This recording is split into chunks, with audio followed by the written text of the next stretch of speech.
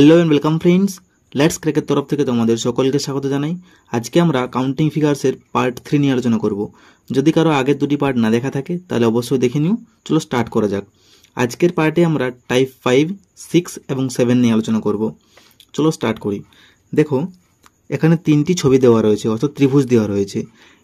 এই ত্রিভুজগুলির মধ্যে টোটাল কয়টি ত্রিভুজ রয়েছে তা আমাদের নির্ণয় করতে হবে। তাহলে আমরা কাউন্টিং করে নিই। দেখো, এখানে কাউন্টিং করি, এখানে একটি, দুটি, তিনটি, চারটি, আর এই বড়টি পুরোটি নিয়ে হচ্ছে পাঁচটি। তাহলে এই ত্রিভুজটিতে মোট ত্রিভুজের সংখ্যা হচ্ছে পাঁচটি। বোঝা গেছে? এরপর সেকেন্ড নম্বরে চলে আসা যাক। দেখো, এই যে ত্রিভুজটি রয়েছে, এই ত্রিভুজটি ঠিক উল্টো আকারে মাঝখানে দেওয়া রয়েছে। তাহলে এই যে ছোট্ট ত্রিভুজটি রয়েছে, একে আমি ধরে নিতে পারি যে এর মধ্যে টোটাল পাঁচটি রয়েছে। এরপর 6, 7, 8 আর এই পুরোটা নিয়ে কি হচ্ছে 9। তাহলে টোটাল ত্রিভুজের সংখ্যা কয়টি? না 9টি। বোঝা গেছে? এরপর 3 নম্বরে আসা যাক। দেখো, এই যে ত্রিভুজটি রয়েছে, দেখো এই ত্রিভুজটি এইটুকু জায়গার মধ্যে ক্যাপচার হয়ে আছে। তাহলে এর মান আমরা 5 ধরে নিতে পারি। তাহলে 5 পেয়ে গেলাম।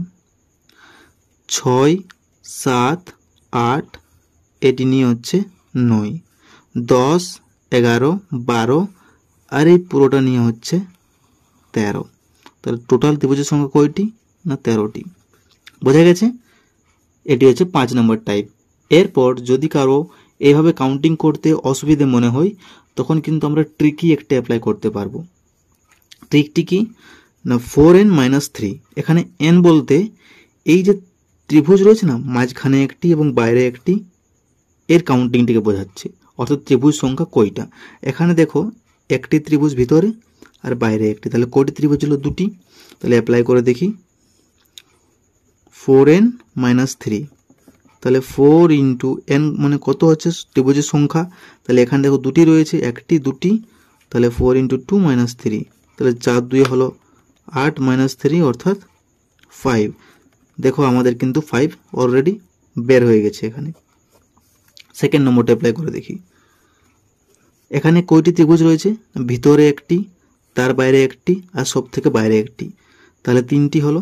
তাহলে 4n - 3, যেখানে n = 3, তাহলে 4 3 হলো 12 - 3, তাহলে কত পড়ে রইল? 9। অলরেডি আমাদের 9 বের হয়ে গেছে। এরপর এখানে আসা যাক, কয়টি ত্রিভুজ রয়েছে? একটি, দুটি, তিনটি, চারটি। তাহলে 4n - 3 অ্যাপ্লাই করি।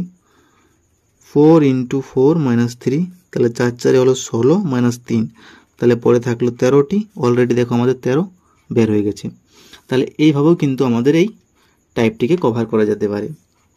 চলো পরের টাইপে চলে যাই। এরপর দেখো টাইপ 6। এই যে চিত্রটি রয়েছে, এদের মধ্যে টোটাল ত্রিভুজের সংখ্যা আমাদের নির্ণয় করতে হবে। দেখো, এখানে কিন্তু টোটাল আমরা বুঝে নিতে পারছি যে একটি রয়েছে, এখানে দুটি। তাহলে এই যে ছবিটি রয়েছে বর্গক্ষেত্রাকার, এখানে টোটাল ত্রিভুজের সংখ্যা হচ্ছে দুটি। কিন্তু এখানে আমরা কিন্তু কনফিউশন পড়ে যাব। একটি, দুটি, তিনটি, চারটি, এই 5টি হলো, আর এখানে হলো 6টি, 7টি, আর তাহলে টোটাল ত্রিভুজের সংখ্যা হচ্ছে 8টি। এখানে দেখো একটি ট্রিক অ্যাপ্লাই করব। ট্রিকটি কি? যদি 4 অথবা তার বেশি ত্রিভুজ খণ্ড হয়, তাহলে তাকে 2 দিয়ে গুণ করলে মোট ত্রিভুজের সংখ্যা পাওয়া যাবে। দেখো এখানে 1 2 3 4 চারটি ত্রিভুজ খণ্ড আমরা পেয়েছি। তাহলে 4কে যদি আমি 2 দিয়ে গুণ করে দিই, তাহলেও কিন্তু আমাদের সেই 8 অ্যান্সার বের হয়ে যাবে। আমাদের এইভাবে কাউন্টিং করার কোনো প্রয়োজন নেই। বোঝা গেছে? এরপর দেখো নাম্বারিং করি। 1 2 3 4 5। দেখো 5-এর থেকে বেশি ত্রিভুজ খণ্ড হচ্ছে কটি হয়েছে? না 4-এর থেকে দেখো এখানে 5টি হয়ে গেছে। তাহলে 5 ইন্টু 2 সমান কত হচ্ছে? 10। তাহলে এর মধ্যে, এই ছবিটির মধ্যে মোট ত্রিভুজের সংখ্যা হচ্ছে 10টি। এখানেও ঠিকভাবে নাম্বারিং করি।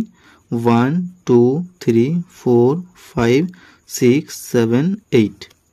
তাহলে 8টি এখানে ত্রিভুজ খণ্ড রয়েছে। তাহলে 8 ইন্টু 2 যদি করে দিই, তাহলে 8 2 হলো 16। তাহলে এই ছবিটির মধ্যে মোট 16টি ত্রিভুজ আমরা পেয়ে গেলাম। বোঝা গেছে। এরপর টাইপ 7-এ আসা যাক। দেখো টাইপ 7 কিন্তু খুব ইম্পর্টেন্ট একটি টাইপ, আর একে আমরা কোনো ট্রিকের সাহায্যে না, ডাইরেক্ট মুখস্থ করে নেব। একটি স্টার, এটি একটি স্টার, তো তাই এতে মোট কয়টি ত্রিভুজ রয়েছে বলেছে আমাদের, তো আমাদের খেয়াল রাখতে হবে স্টারের মধ্যে কিন্তু 10টি ত্রিভুজ থাকে, এটি আমাদের কিন্তু খেয়াল রাখতে হবে। একটি স্টারের মধ্যে টোটাল ত্রিভুজের সংখ্যা হচ্ছে 10টি। বোঝা গেছে? তাহলে আজ এ পর্যন্তই, আশা করি তোমাদের বোঝাতে পারলাম। খুব শীঘ্রই নেক্সট পার্ট নিয়ে আসছি, তো ওদিন সঙ্গে থাকুন, এবং ভিডিওটি ভালো লাগলে অবশ্যই like, comment, share and subscribe করুন, এবং পাশে থাকা বেল আইকনটি ক্লিক করুন। So take care, keep growing and stay motivated.